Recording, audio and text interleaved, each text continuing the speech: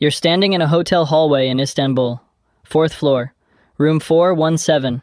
Inside is a man who has spent the last 10 years designing missile guidance systems for a hostile government. On paper, he's an engineer. In reality, he's responsible for weapons that will eventually kill people who have never heard his name. You're not here to arrest him. You're not here to negotiate. Diplomacy tried that already.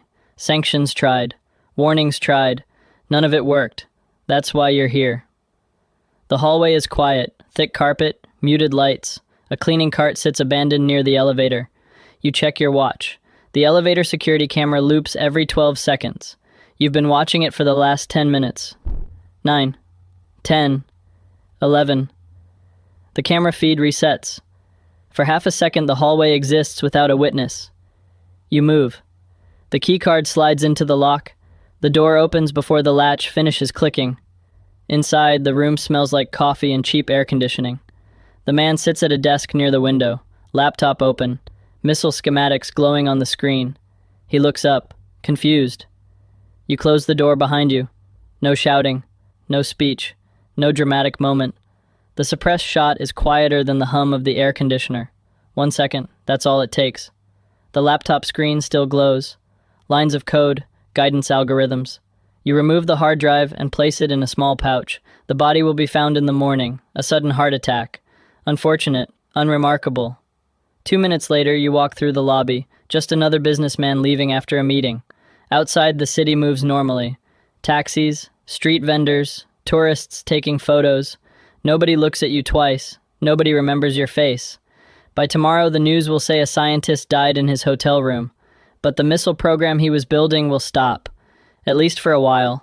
Thousands of people will never know how close they came. Because when diplomacy fails, they send you. You don't apply for this job. There's no application, no website, no recruiter at a career fair. Nobody grows up dreaming about becoming the person governments send when diplomacy fails. They find you. Usually when you're already somewhere difficult. Maybe a desert in Afghanistan, maybe a jungle in South America, maybe a city where your country officially has no presence. You were military once. Special operations, the kind of units that kick doors at 3 in the morning. You were good at it. Fast, precise, reliable under pressure. But that's not why they noticed you. Lots of soldiers can shoot. Lots of operators can run 20 miles with 80 pounds on their back. That's not rare. What they were watching for was something else. Patience. The ability to sit in one place for 6 hours and notice the one person who doesn't belong. The discipline to walk away from a perfect shot because the timing isn't right. The instinct to disappear instead of dominate. One day it happens quietly. An airport lounge, a training range, a base cafeteria. A man you've never seen before sits across from you. No uniform, no rank, no introduction. He looks like an accountant. Soft hands, average face, the kind of person you would forget 5 seconds after meeting him. That's intentional. He asks you one question.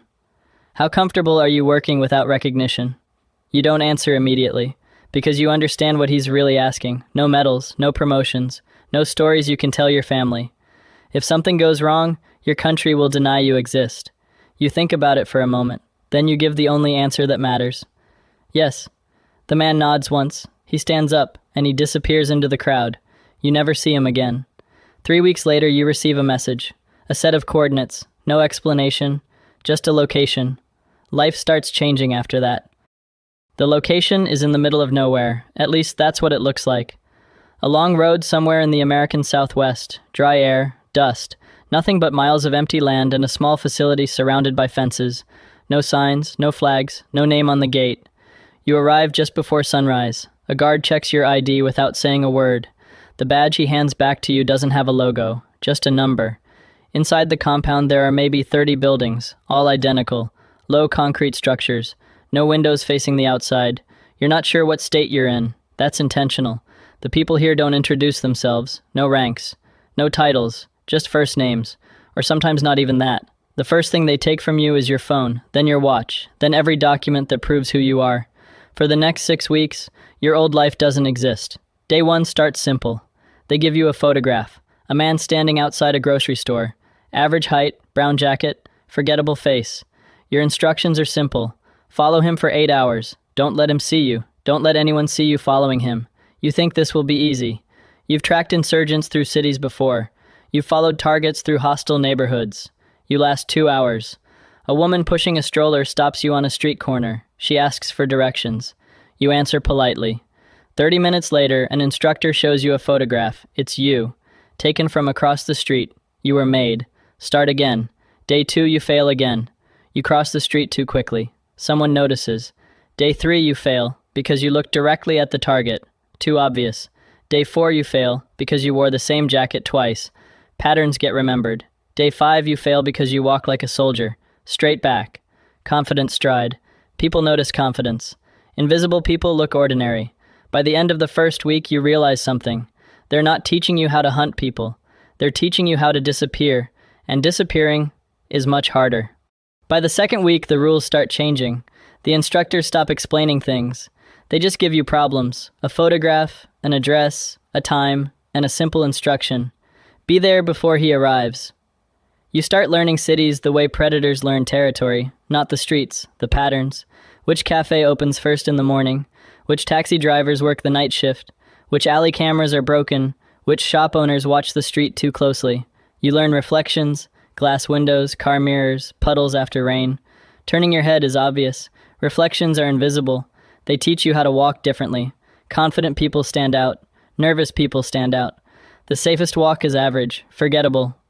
They teach you how to sit in a cafe for 4 hours without touching your phone. How to read the same newspaper page 10 times while still watching the room. How to drink coffee slowly enough that the cup lasts an entire meeting. Most people think surveillance is about watching. It isn't. It's about not being watched. Week 3, they change the exercise again. Now the target knows he's being followed. He's trained. He doubles back. He changes taxis. He walks into stores and leaves through side doors. You lose him twice. The third time you predict where he's going before he gets there. That's when the instructor finally nods. No congratulations, no speeches, just a single sentence. You're starting to understand. By week 4, the city feels different. Crowds stop looking random. Every movement means something. Every hesitation is a signal. Every routine is a weakness. You start noticing things other people never see. The same car driving past twice. The same man sitting at different cafes. The same woman who seems to always appear near your route. Patterns. Invisible threads connecting everything. That's the real lesson. Targets don't exist alone. They exist inside networks, and if you learn how to see the network, you never need to chase the target. You just wait where the network leads. Your first real mission doesn't look like a mission. No helicopters, no tactical gear, no midnight raid, just a city you've never been to before, North Africa. You won't say which one. You arrive with a passport that isn't yours, a name you've been practicing for 3 weeks, and a job title that sounds aggressively boring, industrial equipment consultant. Your target isn't a soldier. He doesn't carry a gun. He doesn't meet in dark warehouses. On paper, he's a businessman. Imports, exports, real estate investments, a respectable life. Except once a month, he moves money. Not small money. Millions. The kind that funds training camps, explosives, weapons shipments that cross borders quietly. Your job isn't to eliminate him. Not yet. Dead men don't answer questions. Your job is to learn his world. Where he eats, where he prays, who he trusts. You rent an apartment in the same neighborhood, not too close, not too far. You buy groceries at the same store he visits. You join the same gym. You sit at the same cafe every Thursday afternoon. Always the same table. Always the same coffee. You never approach him. Never speak to him. You barely even look in his direction. That's intentional. People remember conversations. They don't remember background noise. Week 2, you know his driver's name. Week 3, you know the restaurant where he meets a man in a blue suit every Monday. Week 4, you know the apartment where his brother handles the finances. Every detail gets written down. Encrypted, sent through systems that bounce across 5 countries before reaching analysts thousands of miles away. Then one night the pattern changes. He cancels his usual meeting, leaves the house early, no driver, no security, just him. That's when your phone buzzes. One message. Follow. Following someone sounds simple. It isn't. Amateurs follow the person, professionals follow the pattern. You stay 2 blocks behind him, not 1. 1 block is where amateurs get caught. 2 blocks gives you space, time, options. He walks fast. Faster than usual? That means something. People move differently when they're nervous. You don't rush. Rushing attracts attention. Instead, you slow down, let the distance grow. Then you cut across a side street.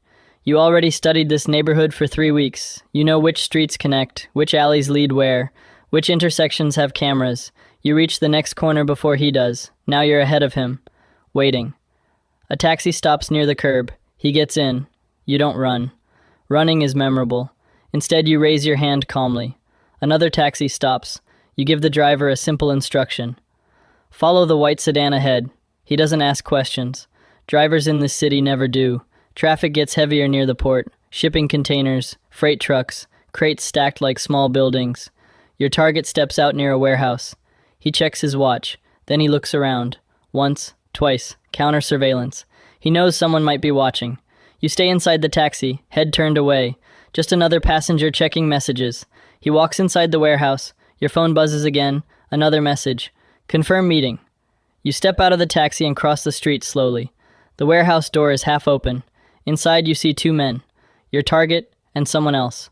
Older. Military posture. You recognize the face immediately. An intelligence officer from a country that officially isn't involved in anything happening here. Now the mission changes, because this isn't just money anymore. This is weapons. And weapons change everything. You don't go inside. Walking into that warehouse would be the fastest way to end the mission, maybe permanently. Instead, you keep walking. Past the building, past the loading docks, just another man heading somewhere else. Your phone is already in your hand. 1 photo, 2, 3, the warehouse door, the license plates outside, the older man inside. That face matters. Because if you're right, this isn't just a businessman moving money. This is a weapons pipeline. You turn the corner, out of sight. Then you send the images, encrypted, through a network that jumps across 3 countries before reaching a room full of analysts who haven't slept in 12 hours. Somewhere in Virginia, a screen lights up. Faces are scanned, databases searched. Within minutes, the answer comes back. You were right. The man inside the warehouse isn't just military. He's a procurement officer. His job is buying weapon systems that never appear on official records. Missiles, guidance chips, things that move quietly through ports like this one. That's why your phone buzzes again. A new message. 4 words this time. Do not lose them. So you don't. You wait. 30 minutes later, the warehouse door opens again. 2 vehicles leave. Your target gets into one. The officer gets into another. Now the mission splits. 2 targets, 2 directions. Your phone buzzes again. 1 final instruction. Stay with the officer. That tells you everything. The money man was important. But the man buying the weapons, he's the real mission now. You don't chase the car immediately. That's the mistake beginners make. When a target leaves a meeting like that, the first few minutes are always a test. They look in mirrors. They take unexpected turns. Sometimes they stop suddenly just to see who stops behind them. So you wait 30 seconds, long enough for them to believe the street is empty. Then you start moving, not toward the car, toward the subway entrance across the street. The officer's vehicle passes the intersection just as you disappear underground. This city has 3 metro lines. You memorized all of them during the first week. Where they cross, where they slow, where a person can exit and reach a street before a car. You step onto the train like any other commuter. No rush, no tension. Just another passenger heading home. 4 stops later you exit, climb the stairs, and step into a street 2 blocks ahead of the officer's route. You already know where he's going. People like him follow routines. Safe houses, embassy offices, military contacts, networks leave patterns, and patterns leave destinations. A black sedan turns the corner, same license plate, same driver. The officer is still in the back seat. You walk past the car without even looking inside.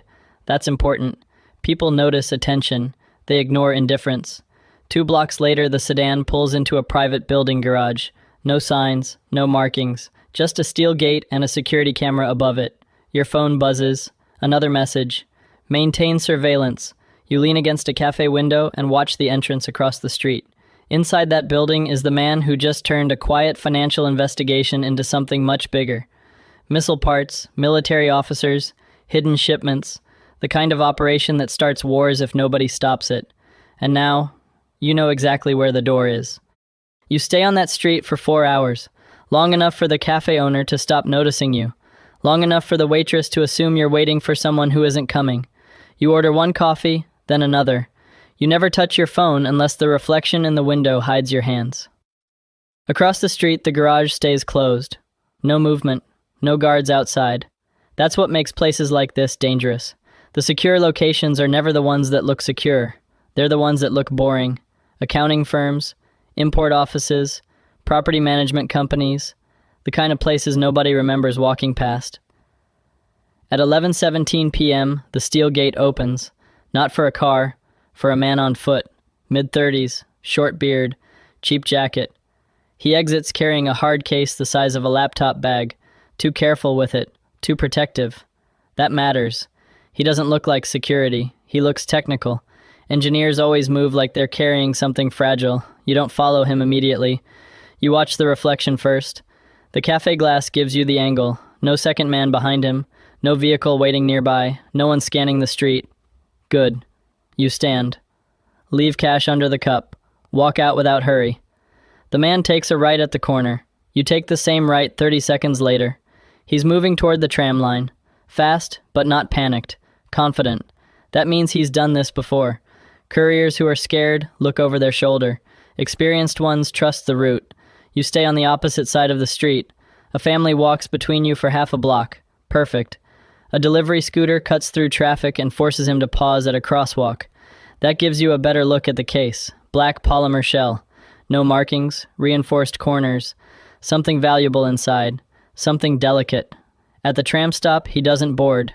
He waits. That's a signal. People like him don't stand in one place without a reason. 2 minutes later, another man arrives. Older, clean shave, glasses, government shoes. The kind issued to bureaucrats who never officially leave their offices. They don't shake hands. They don't speak at first. The older man lights a cigarette he never intends to finish. Tradecraft. A reason to pause without looking like he's pausing. Then the case changes hands. Smooth, practiced, 3 seconds, no drama, no eye contact, just one man holding something important. Then another.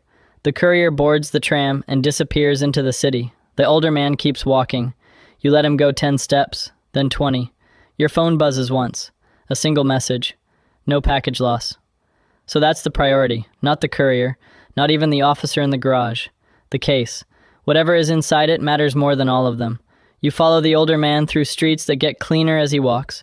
Fewer vendors, better pavement, government district, embassy district, the part of the city where every parked car probably belongs to someone with immunity.